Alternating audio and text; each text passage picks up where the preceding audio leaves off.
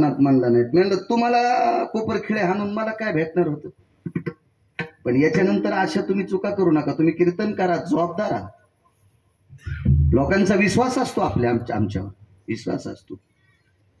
तेव्हा या आजची परिस्थिती नाही, पूर्वीपासून परिस्थिती अशी होती, नाटक करून जरी महाराज आला तरी त्याच्यावर विश्वास ठेवला जगाच्या मालकीनीनं.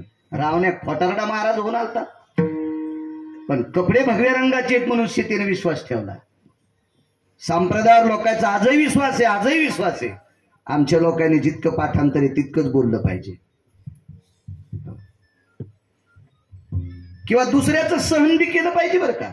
सण मी नेहमी सांगत असतो, पैसे कमवायला अक्कल जर 10 पटीने लागत असेल तर पैसे टिकवायला अक्कल 100 पटीने लागतील. पैसे कमवायला अक्कल जर 10 पटीने लागत असेल तर कमिलेले पैसे सांभाळण्यासाठी 100 पटीने अक्कल लागती, आणि दुसऱ्याची सहन करण्यासाठी 1000 पटीची अक्कल लागती. काहीला आपल्याला सुधरत नाही, दुसऱ्याचं खपत नाही. हे कशात लिहिलेले, तू मुकाट्यात हाय ना, कशाला तू ताण घेतो हाय का नाही. काही काही लोकांना लय नाद असतो ना, हे कशात लिहिलेलं असत बाबा. बाळू महाराज कशातलं सांगतील, शेळीनं पांदीला चरावा, गायीनं पडकात चरावा, आणि राखलेल्या गवतात टिफणीच्या बैलानं चरावा. तसं तू शेपुडी सारखं पाला खाच्या लायकीचा आहेस. तू बैलाच्या गायीच्या रांगीत जाऊ नकोस. तुला प्रांत महाराज म्हणतो, मग काय झालं, तू उगत लोकांचे कपडे धुतो. दुसऱ्याचं धुणं धुत बसणाऱ्या लोकांना कालांतरानं बायकोच्या साड्या धुवायची वेळ येते, इतकं लक्षात ठेवा.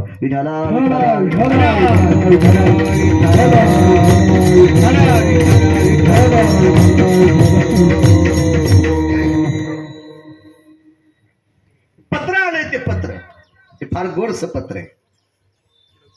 वालखिल्ले नावाचे एक साधू होऊन गेले.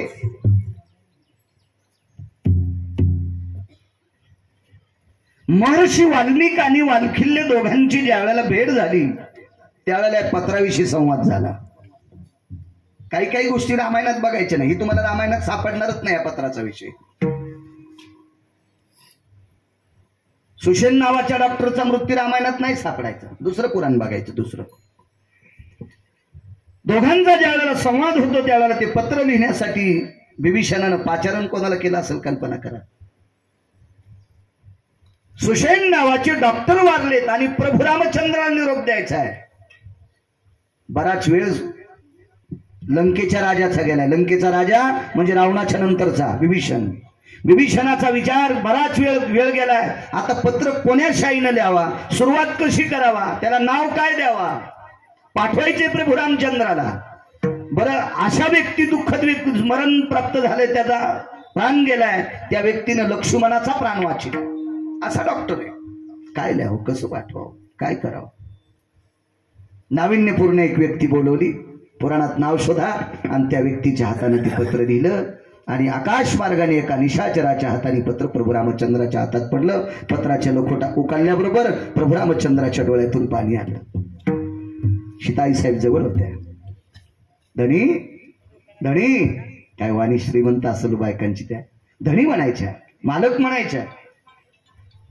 बाईनं पतीला मालक म्हटलं पाहिजे, नका धनी शब्द जरा जड जाईल, तुमची जीभ तितकी वाकायची नाही. कारण आता ती जरा कडक झाली आणि वेल्डिंग झाल्यासारखी. मला वाटते कोठे करण्यासाठी, आढ्याचा आळा घेण्यासाठी चिचाच्या फांद्या आणत होते ना, चिचाच्या. ज्यांच्या पॅन्टीवाल्यानं काही हो बी म्हणू नका, आणि मी बोलतोय ते खोटं नाही म्हणून नाही बी म्हणू नका. फक्त तुम्हाला काय माहित नाही, फक्त जुन्या धोतरवाल्यांना माहित. चिचाच्या फांद्या आणत होते, पण आळा घेण्यासाठी फांदी ओली पाहिजे, ओली पाहिजे. वाळ्यावर कशी कडकड मोडण करे. ज्वारी बांधायला सुद्धा चिपाट युक्त जदिशी पाळले ते दिक्च नसावा, त्याला रात्र गेलेली असावा. दिवसभर त्याच्यावर याचं ऊन चैत्राचं गेलेलं असावा, रात्र गेलेली असावा. आणि 2 दिवसाच्या नंतर चिपाट करकर वाकेलं तरी मोडत नाही. त्यावेळेला ज्वारी बांधायला आली असं त्याच्यातलं पाणी असावा, आळा आला पाहिजे, आळा. तसा तुमच्या जिभीच्या आळ्यातलं पाणी वाळून गेले, त्या कडक झाल्या. आता लय धनी म्हणायच्या मागे लागतात तर त्या मोडत्या. नका मग मालक म्हणी जा, मालक म्हणी जा. बरं, नका का मालक म्हणी न, पण पप्याचा बापन असं नका म्हणी जाऊ. पितृपंधरवाडा आहे, याच्यात सांगतोय तुम्हाला. नका म्हणत जाऊ असं. आदर ठेवत जा, एक आदर ठेवत जा आपल्या नवऱ्याशी. मी तर नेहमी सांगत असतो, बाईचा सर्वात मोठा देव कोणता असेल तर आपला पती आहे. आपला पती तिचा सर्वात मोठा देव आहे, त्याच्यापेक्षा दुसरा देव कुठला नाही. नंतर बाकीचे देव, आधी पती मग बाकीचे देव. मृदंगाचार्य असेल, कीर्तनकार असेल, गायक असेल, मायबापाचं जर दर्शन घेत नसल, त्याचा पकवाद, त्याचं भजन आणि त्याचं कीर्तन ऐकणारे पण नरकाला जातील. माझे वडील तर गेले, मला आई मी 2 लेकरं, माझी मंडळी. मी तर आदर करत असेल, त्याबद्दल नुमत नाही. कीर्तनकार आहे, काय नवलाची गोष्ट आहे, करायला पाहिजे मी आदर. लोकांना सांगतो मी करायला पाहिजे आईचा आदर, पण माझी बायको पण किती आदर करते हे पण लक्ष ठेवायला पाहिजे. नाही तर मी कीर्तनाला गेल्यावर जर ती म्हातारीचे जर वाभाडे काढीत असेल तर त्याचं पाप अर्ध गिरगाव करायला फेडावं लागेल. आणि तुम्ही आम्हाला पाकिट देत असताल तर तुमच्या पण घराला कुलूप लागल. पण पाणी पिना छान के, गुरु करना पछान के. आई वडिलांसारखा देव जगात मोठा कुठला नाही.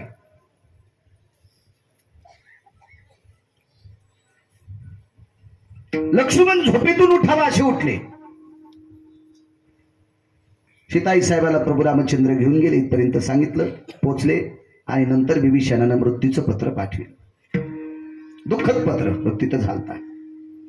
पत्र पाहिल्याबरोबर प्रभू रामचंद्र रडत होते. इथपर्यंत आलतो. प्रभू रामचंद्र डुलाले. सीताई साहेबांनी विचारलं, प्रभू तुमच्या डोळ्यातून पाणी, डोळ्याच्या कडा ओल्या झाल्यात आणि टपकन पाणी पडले, कारण काय? सीते पत्र पाहती. पत्र पाहिल्याबरोबर तिसऱ्या ओळीतलं नाव वाचल्याबरोबर सीतेनं कपाळावर बोट ठेवलं. कपाळावर बोट.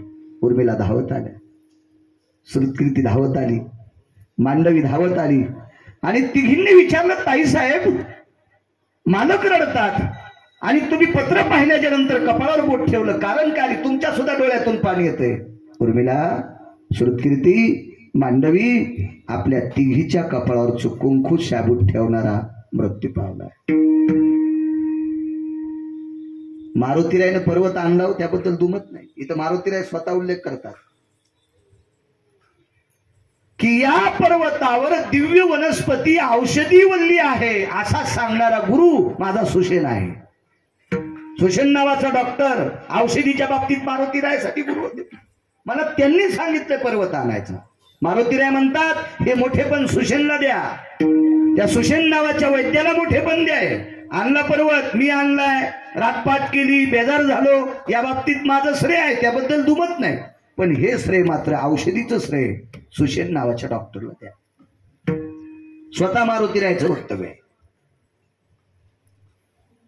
सीताई साहेब म्हणतात, श्रुतकीर्ती, मांडवी, उर्मिला, जर सुषेण नावाचा वैद्य तिथे आला नसता तर औषधी मिळाल्या नसत्या, सांगितल्या नसत्या. मारुतीरायानं तो पर्वत 1000 आणले असते, त्याबद्दल दुमत नाही. पण औषधीची माहिती सुषेणला होती आणि या सुषेण नावाच्या वैद्यामुळे माझं कुंकू वाचलंय. उर्मिला, तुझं कुंकू वाचलंय. श्रुतकीर्ती, मांडवी, तुझं कुंकू वाचलंय. कारण सांगतो, लक्ष्मण जर जगले नसते तर प्रभू रामचंद्र थांबत नव्हते. आणि रामचंद्र लक्ष्मण गेलेलं असं कळाल्याबरोबर भरत शत्रुघ्नांना प्राण सोडले असते, ते थांबले नसते. 4 सुना पांढऱ्या साड्यात आल्या असत्या. महाराज जगाची मालकीन कपाळावर हात ठेवते. उर्मिला, शेषाची पत्नी उर्मिला, एका वैराग्य संपन्न व्यक्तीची व्यक्ती, भरताची पत्नी, एका निष्ठेनं आपल्या भावाच्या पश्चात राज्य करणारा शत्रुघ्नाची पत्नी कपाळावर हात ठेवून रडते, मालक सुषेण वैद्य गेले, सुषेण डॉक्टर गेले. जगाचा मालक तात्काळ मग पुनश्च एका विमानाची पाचारण केलं आणि त्या विमानात बसून प्रभू रामचंद्र लंकेमध्ये आले. हे आता रामायणातला विषय नाही. आले, तिथे आल्याबरोबर सुषेणाला बघितलं, बऱ्यापैकी भोगावती नावाच्या गंगेचं पाणी आणलं आणि सुषेणाला स्नान घातलं. त्यावेळेला मनती हाय हाय यम धर्म, यम हाय हाय करत होता की कोणाला न्यायचं आणि कोणाला ठेवायचं, जो मला सांगणारा व्यक्ती, जो देव, याला स्नान घालतोय. काय ताकद या व्यक्तीची. दृष्टांत संपला सज्जनांनो. सुशेन नावाच्या डॉक्टरचा अंत्यविधी करत असताना पंढरपुरातला मालक रडत होता.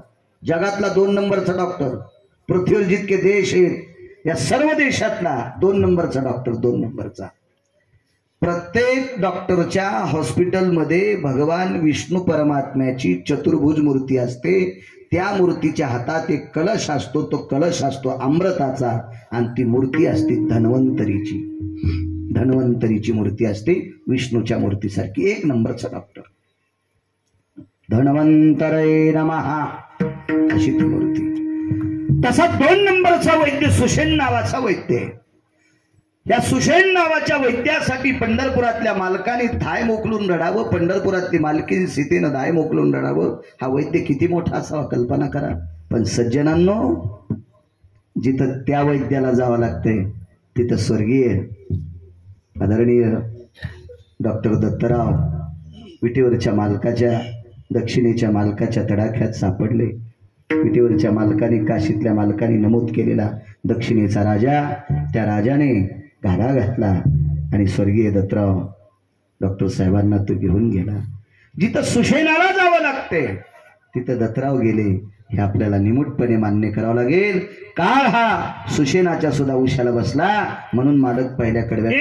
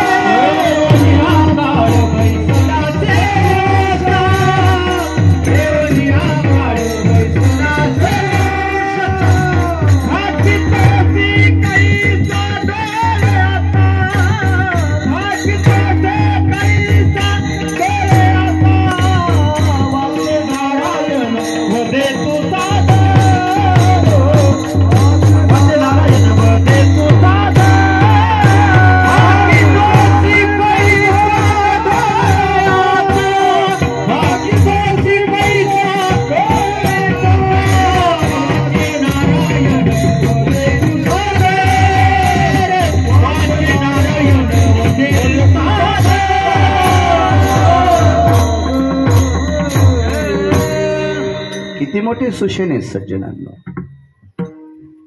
जगदानंद कंद जगतपती भगवान पंढरीश पांडुरंग परमात्मा, रतात्रता युगातला अवतार भगवान प्रभू रामचंद्र, शेषशाही लखनलालजी यांना गोड अशी प्राण संजीवनी देऊन त्या शक्ती प्रकोपातून वाचवलं, प्राणदान दिला. तो डॉक्टर सुशेन होते. त्यांना सुद्धा काळाने एके दिवशी घाला घातला. काळ सोडत नाही कोणाला. त्या अनुषंगाने निसर्गाचा नियम आहे. आयुष्य संपलं डॉक्टर दत्तरावांचं आणि हे लोकातली यात्रा सोडावं लागली. काळ उशाला बसला. अजून एक पुरावा मांडतोय. नाही सोडत सज्जनांनो काळ कोणाला. क्षेत्र कुठलंही असू द्या. ते झालं वैद्यकीय क्षेत्र. शिक्षण क्षेत्रातले एक महर्षी होऊन गेले. फार मोठे महर्षी.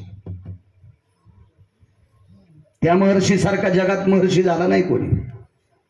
त्या महर्षीचं नाव होतं महर्षी सांदीपनी. किती मोठं शिक्षणातलं रत्न मोठं. आपल्या सगळ्या लोकांचा प्राण, विश्वास, भाव, श्रद्धा विटेवरच्या मालकावर आहे.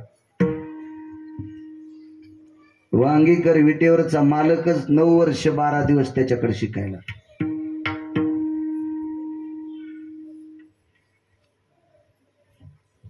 एका सोयीने तितका दिवस नाही शिकले. पण एवढ्या दिवसाची वर्णी आली. द्वारकेतलं राज्य स्थापन केल्यावर सुद्धा सांदीपनाकडे जावंच लागलं काही गोष्टी शिकायला. एवढा दर्जेदार शिक्षण महर्षी सांदीपनी. आणि महर्षी सांदीपनींच्या आश्रमावर भगवान कृष्ण परमात्मा म्हणजे पंढरपुरातले मालक स्वतः जातीय शिकायला तिथं होते. त्यांच्या गुरुकुलावर होते. आणि शिक्षण पूर्ण झाल्याच्या नंतर निघत असताना संदीपनींचं दर्शन घेतलं. ज्या बाईनं एवढ्या दिवस भाकरी घातल्या त्या गुरुमातेचं दर्शन घेतलं. काय नशिबान बाई असं, आपण सोन्याच्या ताटात नैवेद्य ठेवला तरी आपला नैवेद्य देव खाईल, कसं शक्य? पण त्या बाईनं स्वतः स्वयंपाक करायचा आणि पंढरपुरातल्या मालकाला वाढायचं आणि मालकानं जेवायचं. म्हणजे सांदीपनींची पत्नी देवकीपेक्षा यशोदेपेक्षा श्रेष्ठ ठरली जेव घालण्यात. त्या दोघीपेक्षा श्रेष्ठ जेव घालण्यात, प्रत्यक्ष जेव घालायची. आहो देवकीला तर जीव घालण्याचा योगच आला नाही, कारण 11 वर्ष 53 दिवस झाल्यावर गोकुळात राहिला. तिथून आल्यावर बंदीशाळा फोडली. फार दिवस तर पांडवाचीतच राहिला. द्वारकेचा राणा पांडवा,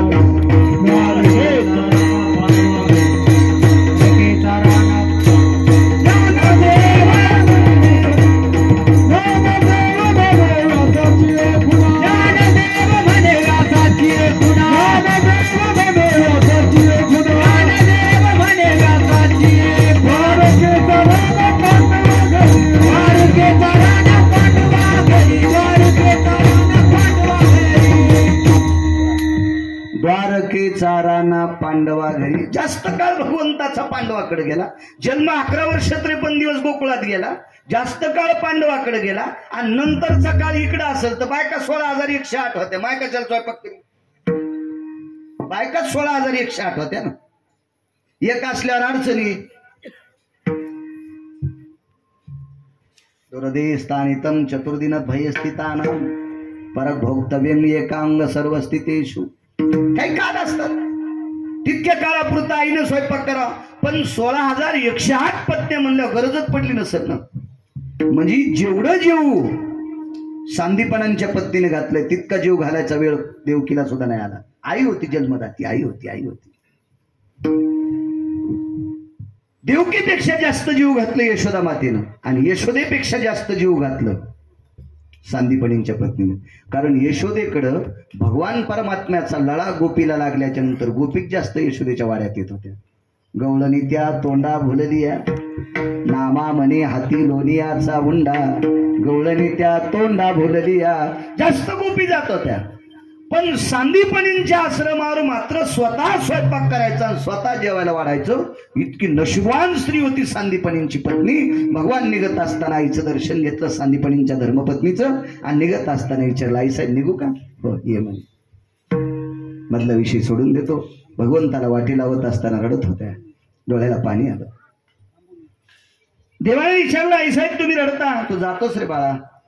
आई साहेब ज्या ज्या वेळेला म्हणतात त्यावेळेला येतो मी तुमच्याकडे. येण्याबद्दल काय नाही रे बाळा, पण तू गेला की आम्हाला आश्रम सुना सुना वाटतो. का बरं असं? का का का तू असल्याच्या नंतर मी तुझ्यात माझा मुलगा पाहत होते. मी तुझ्यात माझा मुलगा पाहत होते. कारण महर्षी सांदीपनींचा जगातला शिक्षण महर्षी या व्यक्तीचा मुलगा, ज्या व्यक्तीनं पंढरपुरातल्या मालकाला शिकवावं, ज्या व्यक्तीनं पंढरपुरातल्या मालकाला भाकरी घालाव्या, अशा व्यक्तीचा मुलगा समुद्रात पाणी आणण्याकरता गेला आणि समुद्रात बुडून मृत्यू पावला. महर्षी सांदीपनी समुद्र पुत्र महर्षी सांदीपनी, जगातला 1 नंबरचा शिक्षण महर्षी. जिथं जगाचा बाप त्यांच्याकडे शिकतोय. किती मोठी व्यक्ती असेल, किती मोठी व्यक्ती. आई साहेबांनी सांगितलं, गुरुदक्षिणा देशील? एवढी देत असलास तरी आणला. त्याच्यासाठी भगवान शिवशंकराला फार प्रयत्न करावे लागले. कारण श्रुतीचा नियम बदलता येत नाही, निसर्गाचा नियम बदलता येत नाही, नियतीचा नियम नाही बदलता येत. आणि कालांतरानं तो पुत्र पुन्हा मृत्यू पावला. मशानभूमीत आई वडील, पंढरपुरातल्या मालकाची गुरु माता, आणि पंढरपुरातल्या मालकाचे गुरु होते. पंढरपुरातल्या मालकाचे गुरु, तुमच्या माझ्यासारख्याचे गुरु नाही, पंढरपुरातल्या मालकाचे गुरु. ते मशानभूमीत रडत होते. राखाचा ढिगल पडलेला होता. भगवान स्वतः गेले. सांदीपनींच्या पत्नी हरळी ठोकतात, कन्हैया, हे कन्हैया. हजारो लोक असतील, यती, योगी, तपी, सिद्ध, अनुरागी असे महात्मे असतील त्या अंत्यविधीला. ही सगळी लोक तेजस्वी लोक आहेत. काही सूर्य थांबवणारी होती, काही समुद्राला बाण घालणारी लोक होती, काही निसर्ग मुठीत दाबणारी लोक होती, वारा मुठीत दाबणारी लोक होती. एवढी लोक त्या ठिकाणी राख सावळायला, एवढी लोक राखेमध्ये हात टेकला. शरीराचं राखुंड झालेलं होतं. आवाज दिला, कन्हैया. आवाज दिला.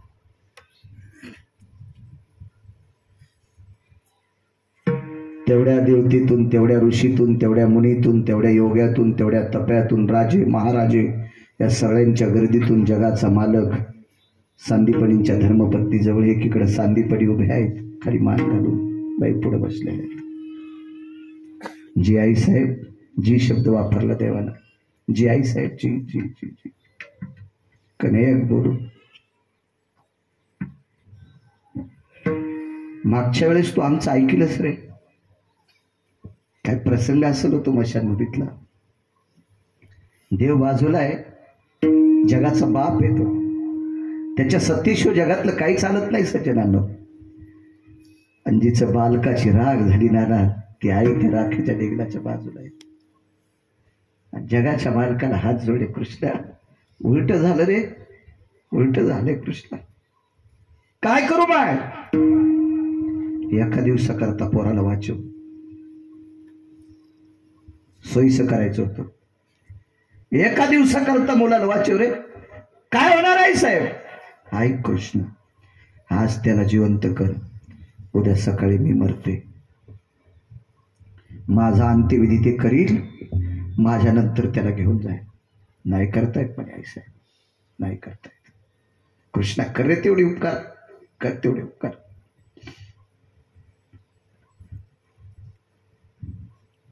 ज्या बाईला नाक आणि कपाळ घासून कृष्णजीचं दर्शन घ्यायचे,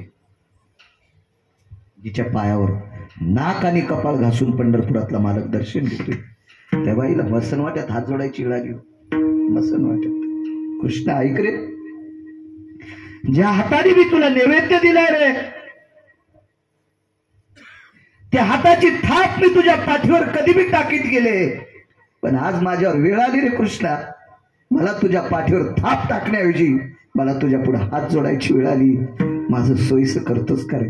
नाही करतायत आई साहेब, नाही करतायत, नाही करतायत. ऊसाची साखर करता येते आई साहेब, ऊसाची साखर करता येते आई साहेब, ऊसाचा गुळ करता येतो आई साहेब, पण गुळाची आणि साखरेचा ऊस तयार करता येत नाही. साखरेचा नोहे ऊस नाही करता येत आई साहेब, नाही करतायत. माय गुरु माय, मी वनवासात असताना मला यमाने संकेत दिले, मी तुमच्या बाबाला घेऊन जातोय.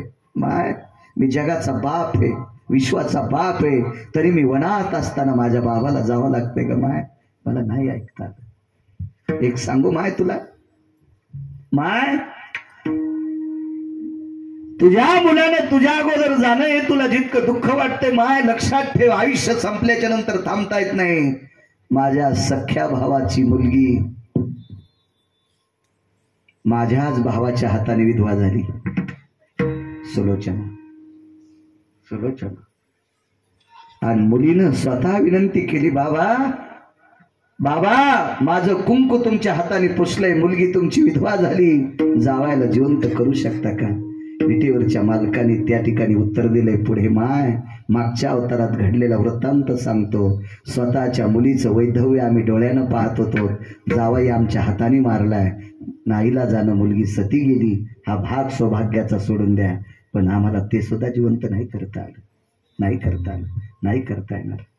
लक्षात घ्या, विश्वातला एक नंबरचा शिक्षण महर्षी, जिथे जगाचा बाप शिकलाय त्यांच्या मुलाला जावं लागतं. येऊन या काळ बैसला, येऊन या काळ बैसला, बाकी तो शिकायचा डोळे